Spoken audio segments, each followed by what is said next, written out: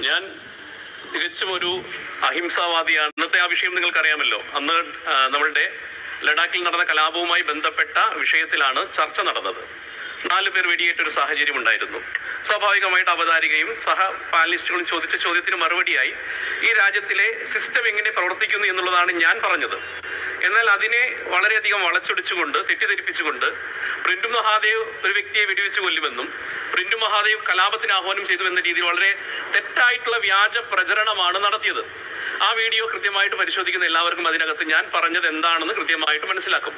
അതുകൊണ്ട് അങ്ങനെ ഒരു മോഹമായിട്ട് രാഹുൽ ഗാന്ധി ഇറങ്ങി തിരിച്ചാൽ രാഹുൽ ഗാന്ധിയുടെ നെഞ്ചത്ത് വരെ വെടിയുണ്ട വീഴും, ഒരു സംശയവും വേണ്ട. രാഹുൽ ഗാന്ധി ഇറങ്ങി തിരിച്ചാൽ രാഹുൽ ഗാന്ധിയുടെ നെഞ്ചത്ത് വരെ വെടിയുണ്ട വീഴും, ഒരു സംശയവും വേണ്ട. നിങ്ങൾ അതൊക്കെ മനസ്സിലാക്കേണ്ട. അങ്ങനെ വെടിച്ച് കലാപം ഒരു ചുക്കും ഇന്ത്യ ഭാഗത്ത് സംഭവിക്കില്ല. അതിനെ അടിച്ചമർത്തി